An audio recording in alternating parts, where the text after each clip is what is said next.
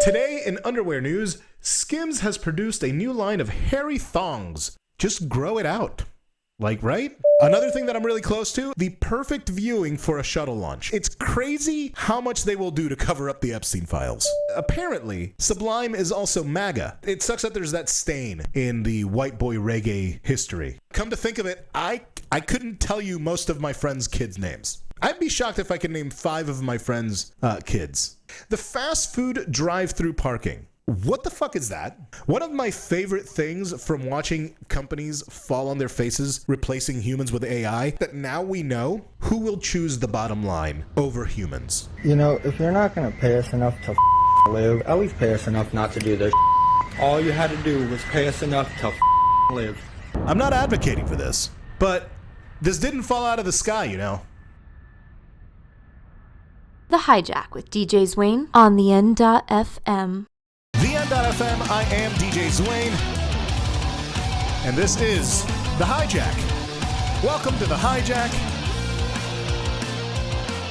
one of 3 shows that I do because I like to talk about different things, and the algorithm, well, aren't we all slaves to it?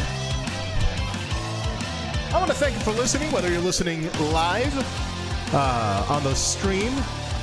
I stream it live on my DJ Zwane pages, and then I post it on my The Hijack pages. That's how that works. So you can follow everything and keep yourself abreast of everything that is going on in the world of DJ Zwane and all of that jazz. We have a few things that I want to talk about. I already did the Sanford sit-down earlier this month. I did the Irreverent earlier on Easter because I just felt it was poetic, and so I did it, and that's how that worked. As far as the Sanford sit-down, we talked all about the things going on in Sanford. We went over the different the different people running for the 2 different people running for mayor that I know of. I think there might be another one, and I'm sure the incumbent mayor would love to keep his job. But we'll see what happens with all of that. But you heard my thoughts on the 2 main people that I heard about running for the mayor of this fine city of Sanford. But this show, The Hijack, is about things outside of the city of Sanford, both current events, political and non, and I really want to start with I want to start with something that was brought to my attention existed. Apparently, Skims is making hairy underwear. Now, I didn't know what Skims were, and it's already selling out. Look at this is what, if you're looking at the feed, that's what it looks like. It looks like hairy underwear for ladies, and it's literally just a G-string with some hair, fake hair in the front. Today in underwear news, Skims has produced a new line of hairy thongs. It's a little generous to call that a thong. I'm not an expert, but isn't that like just a string? Anyway, yes, Kim Kardashian is making Merkins. Merkins is the name of the thing, not Skims is the name of the brand. Merkins is the name of the brand. Skims, the shapewear, lingerie, underwear, anything that goes line of flesh-toned garments founded by Kardashian, announced its latest product drop on Tuesday, October 14th. I guess last year or whatever. I didn't know that this was a thing, so I'm assuming last year. A clip on Instagram of a 70s style video asking the age-old question, does the market match the drapes? Commenters immediately began to debate how seriously the pubic public should be taking this product. Smart way to bring people to your website, have them laugh, and then end up buying the actual stuff they didn't even need. So here's the thing. I was told by a reliable source that the history of the Merkin is because the ladies, the working ladies in brothels and things like that would get lice, like pubic lice. And so they would shave and they would wear that because men wanted a hairy bush. My, how the tables have turned. Like, now that's just weird, man. Just grow it out. Like, right? If this is like shaving and wearing a wig or a toupee in this case, I guess. I mean, I guess, are they going to make large merkins, like with bigger bushes? That would be more of a wig, I suppose. So yeah, no, I don't get the history of the. I mean, I get the history of it. What I don't get is the comeback. Why? Why the comeback? It's not necessary anymore unless there's a new look. This would be the time that a lice epidemic would end up being a thing. But even now, most the new thing for the ladies is to be bald, right? Like I said, unless we are at the part of the plague that we are living in America, where there is a pubic hair lice epidemic on women, I don't think that the merkin is going to be a successful product. But I don't know. People are stupid, and this is a Kardashian thing. So I've seen people make a lot of money over stupider things, especially Kardashians. So anyway, but this past weekend, I went to Florida Groves, and a couple of weeks ago, I saw the Long Beach Dub All-Stars at West End with the Supervillains and John Ghazi, I think his name was. I was thinking, how many bands eat off what Sublime did, including the new Sublime, and including Sublime with Rome? Because all of the bands that I have just mentioned would not sound the way that they sound if it wasn't for Sublime. Many of the shows at West End are shows by bands that wouldn't sound like they would had it not been for Sublime. It fits the aesthetic of Central Florida, really, so it's pretty awesome. I mean, you know, the Hurricane Party comes back, Florida Groves was the Central Florida Fairgrounds, so it's a Central Florida thing, not really just a Sanford thing. But Sanford has become kind of like the mecca and hub of that white boy reggae sound, which is cool. You know, I'm fine with it. I dig it. And you know, they're gonna have like the 16th or 17th Hurricane Party, I think, this year, so it's pretty awesome. But I just find it fascinating how much basically 3 genres of music could fund a whole microeconomy here in Sanford and it really in Central Florida. I mean, I'm happy to live so close to it. So, you know, another thing that I'm really close to and you know, a perfect area for the perfect viewing for a shuttle launch in downtown Sanford, specifically the 2nd and Sanford, right there where West End is. Perfect place to watch a shuttle launch, and you know, you watch history being made while drinking a beer. It's pretty awesome. This was the first manned shuttle to go to the moon since 1972. That's crazy. What I mean by that is it's crazy how much they will do to cover up the Epstein files. Like, I'm a big fan of space and space program, but now we have a pedo in office. And I'd like to take care of the stuff here on Earth before we start making problems on the moon. You know? Just a thought. Now, going back to Sublime for a moment, apparently, Sublime is also MAGA. It sucks that there's that stain in the white boy reggae history. I grew up listening to Sublime. And many of my friends who are parents now grew up listening to them. And their kids are now wearing Sublime t-shirts. But now the drummer's MAGA. How do we make those two things work? I mean, I'm not the type to separate the art from the artist, really. I don't believe in that. So, how do we make those two things work? Do we make the kid that grew up listening to Sublime because dad listened to Sublime, because mom listened to Sublime? Do we make him, you know, take off the shirt because, you know, it's not because the dude's problematic? At least 1/3, I guess, or technically, you know, all 3 of them, because they all played at Mar-a-Lago. I have no problem with telling my nephews. I just talked to one of them. I have zero problem telling my nephews if they're listening to something that they shouldn't be listening to, or if they're listening to something where the person that's playing it is problematic. Because that's really what I care about. The art, I could explain the art to the child at a certain age.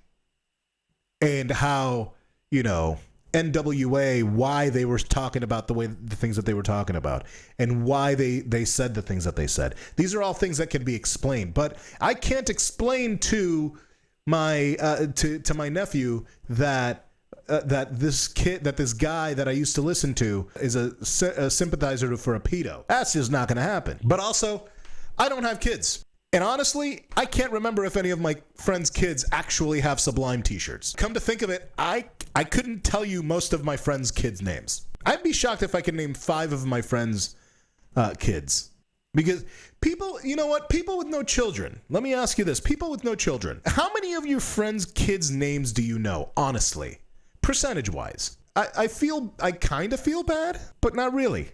Once they get to a certain age when like we have like things like that we could talk about in common, because a lot of these kids are into like video games, and I know a lot of adults are into video games and stuff like that, and that's cool. I'm not one of them. So like unless the kid's into like big into like music or politics, I'm not really gonna like talk to the kid. But yeah, no, maybe 5 kids. I could probably name 5 of my friends' kids. Yeah. Anyway, another thing happening nationwide that happened to me in my own fair city of Sanford is the fast food drive-thru parking. What the fuck is that? Drive-thru parking isn't a thing. That makes it a drive-in parking.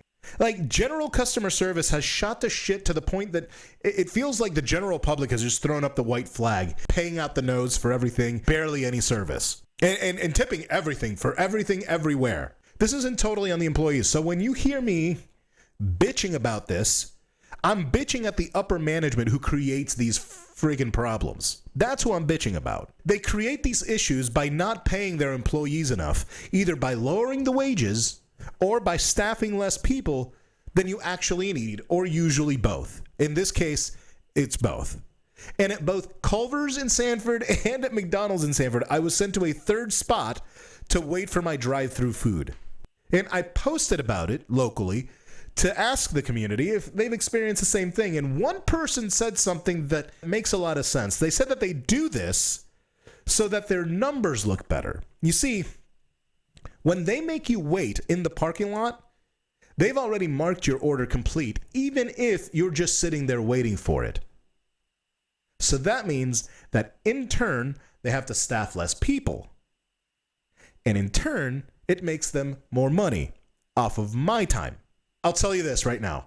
This show's theme is one of labor and what happens when you don't pay people enough to live. That's going to be the theme of today's program. One of my favorite things from watching companies fall on their faces replacing humans with AI is the fact that now we know who will choose the bottom line over humans.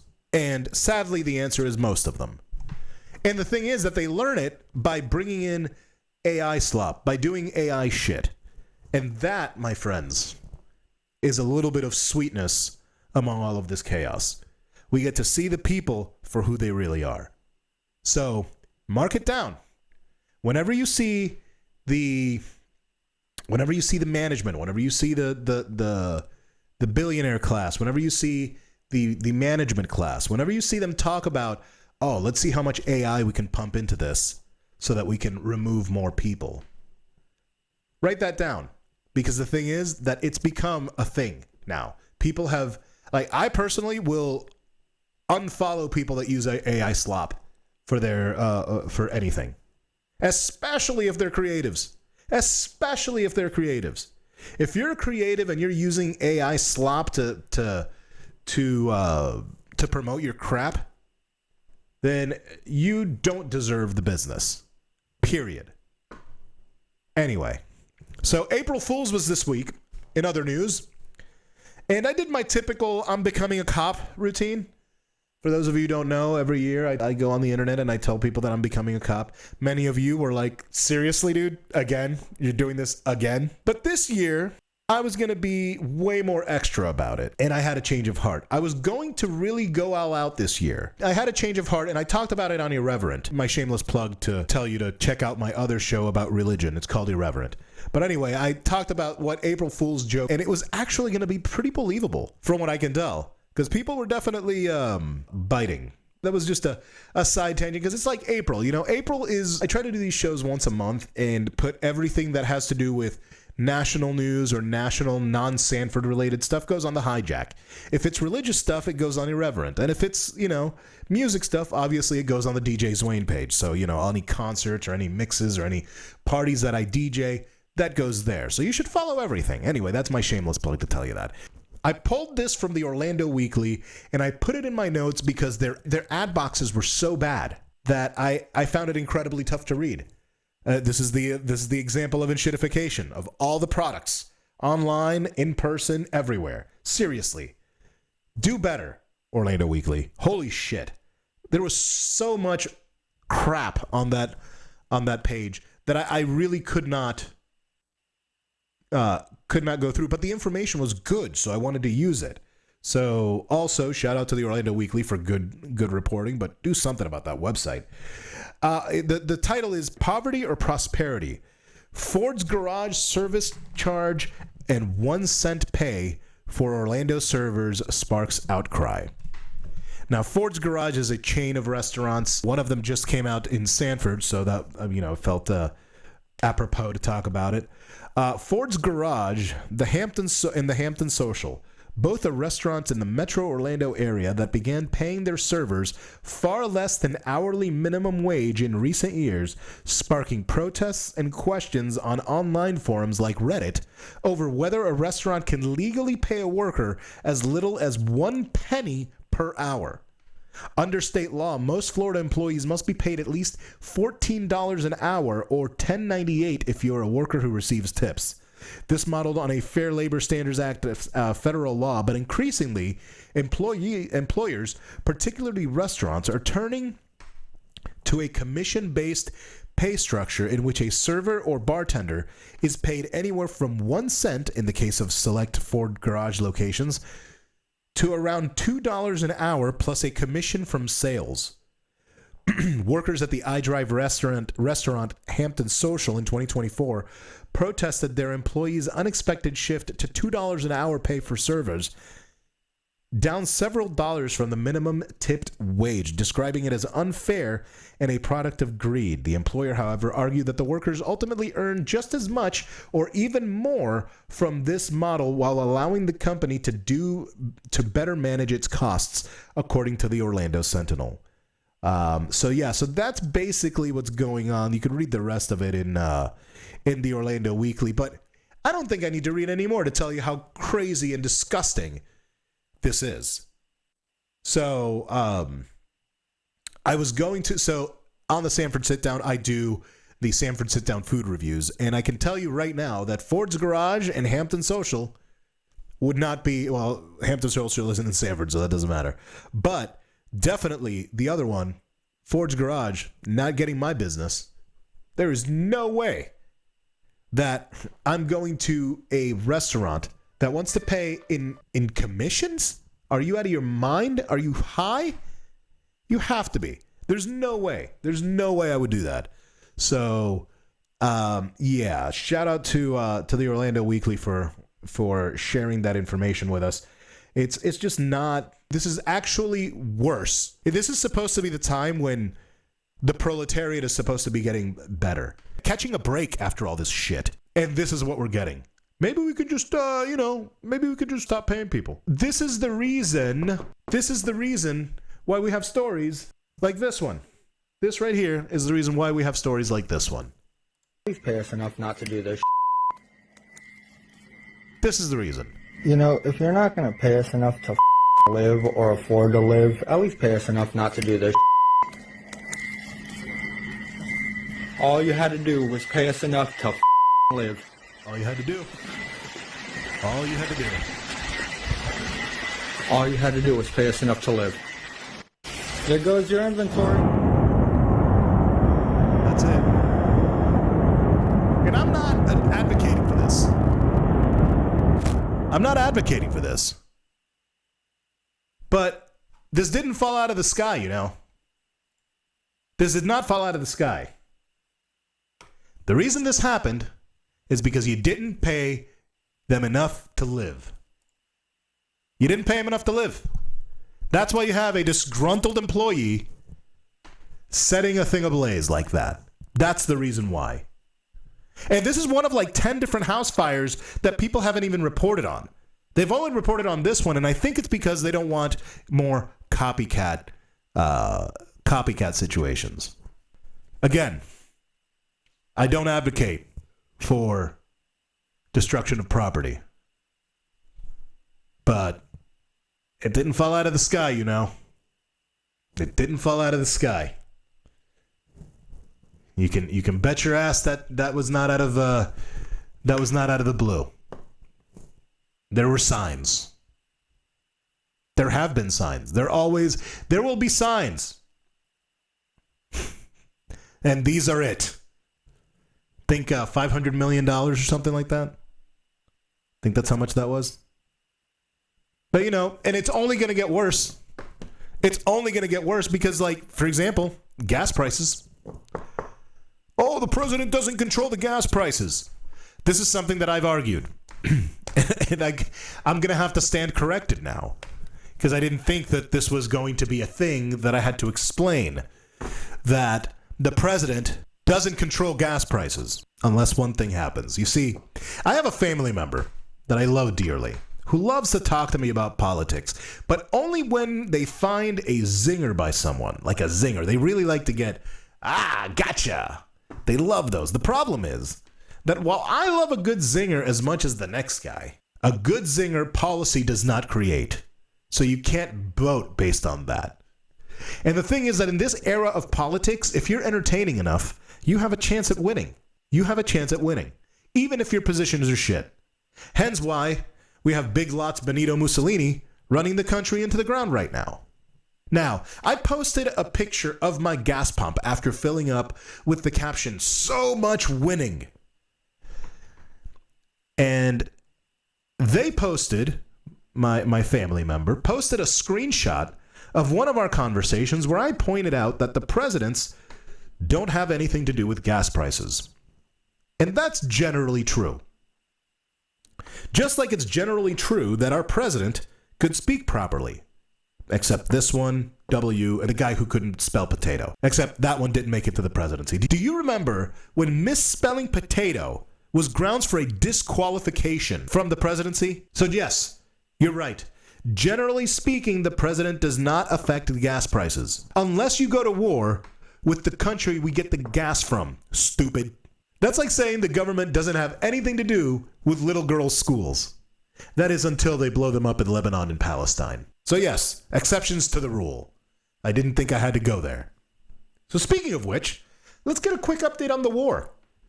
The war of choice we're in to cover up the fact that our president is a pedo. My birthday was last month, and I got a happy birthday message from my family in Lebanon. The week that Israel dropped bombs. They hit Lebanon about 2-hour ride from where my family is from. A country that I've been wanting to visit since I was a literal child. Another country being bombed with my tax dollars. And this time, there are many of you who will say things like, well, I spoke to my Iranian friends, and they're thrilled that we offed the Ayatollah. To those people, I say to them, as somebody who's a part of the Dominican diaspora, don't ask us what we think about local politics in our respective countries. I can tell you that there are no people more misinformed about their country of origin than people in the diaspora of their respective countries, because we don't live there anymore. I can make assumptions about how things flesh out based on my growing up there. I can tell you what things are based on morality, but the day-to-day, how the hell would I know?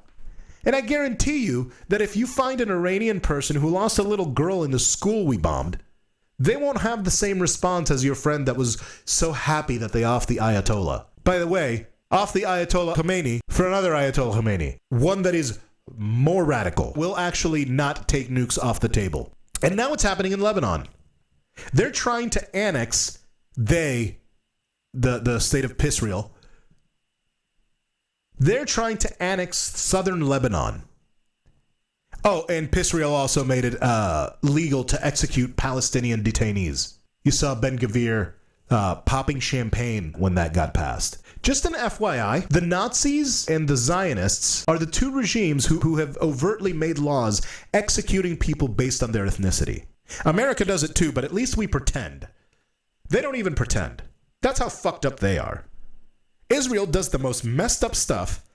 They show it on TikTok, and then they're shocked when we're calling them a cancer who has our government by the balls via the pedo ring. And that's why the president is trying to cover it all up. Speaking of covering up things, let's bring it back to the States. Because Charlie Kirk's killer, the alleged weapon, doesn't match the bullet that kirked him. This one is out of CBS News Chicago. New developments in the case of the man accused of assassinating Charlie Kirk. Lawyers now claim that the bullet may not match the weapon allegedly used in the crime. Kirk was shot and killed while speaking at Utah Valley University last September. Tyler Robinson is accused in that assassination. His lawyers now claim an ATF report summary reveals that the agency was, quote, unable to identify the bullet recovered at autopsy to the rifle allegedly tied to Mr. Robinson. CBS News legal contributor Jessica Levinson says this is not unusual. It is sometimes difficult to match bullets that were recovered at autopsy with bullets that are associated with a defendant's gun. And that could be based on lack of evidence and lack of markings on those bullets. The prosecution has other evidence to rely on. This does not completely undermine their case. Prosecutors allege that Robinson admitted to killing Kirk in text messages. They also say they have DNA evidence that connects Robinson to that killing. Well, I can tell you this. Hello, I'm Velvet Tongue. I can tell you this. That entire case has more holes in it than the Iraqi Navy. And, you know, I didn't want to make this a very long show, but I did want to check out the Drewski video. I actually purposefully haven't watched this video yet. Or no, you know what? I did watch it. I'm sorry. I'm lying. I did watch it. But we're going to watch it right now. It's the Drewski video making fun of Erica Kirk. Take a little look. Get on your feet!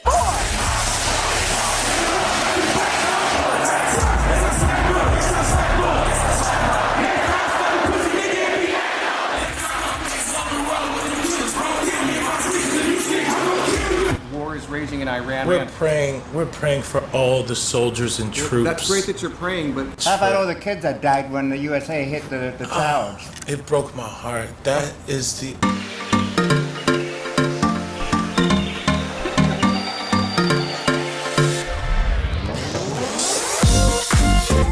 In what ways have you grown closer to Jesus? I serve a righteous God. And that is why we say our prayers. And we are all his children. But when I say children, I mean like the holy, blessed Trinity, which is why I hold the Bible.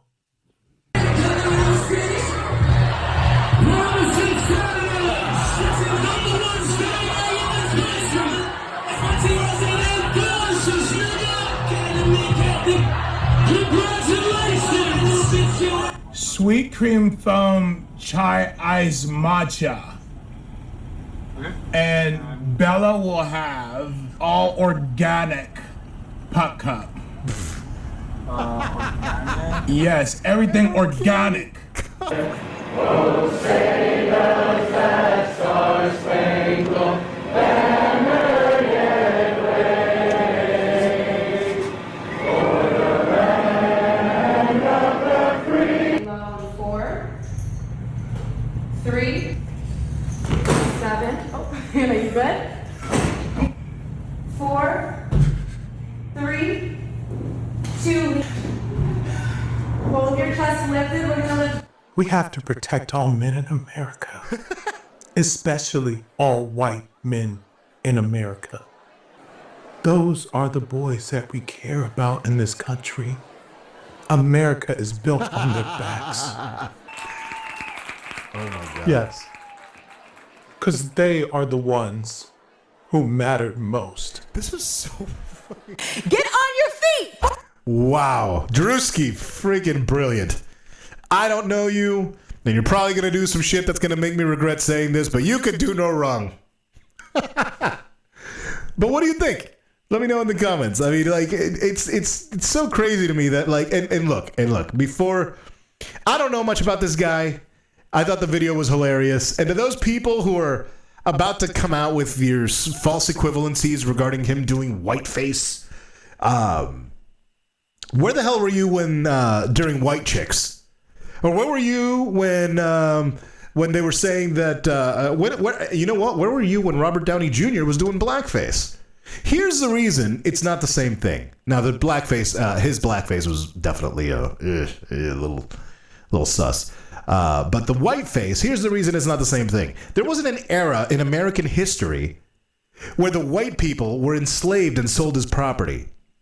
There wasn't an era where black people did whiteface to perpetuate systemic racism via comedy and shit. That's not the same as a black dude doing whiteface to make fun of a Lebanese. Oh, God, she's a Lebanese lady. I forgot that she's a Lebanese lady. I can't believe we have to. Do we have to claim her? Can we not? She looks Scottish. Can we give her the Scottish? I don't know. She doesn't have to be Lebanese. Anyway, well, brilliant, Drewski. Great job. And let me know in the comments if you think that it was over the line, if you think that it was too much. I'd love to know. Let me know. My name is DJ Zwain. You can find me anywhere on social media at DJ ZOUAIN. You can find this show at The Hijack The End. The Hijack The End all over social media. And you can make sure and like, follow, subscribe. Tell me you love me. Tell me you hate me. Tell me you'll see me next week. Peace.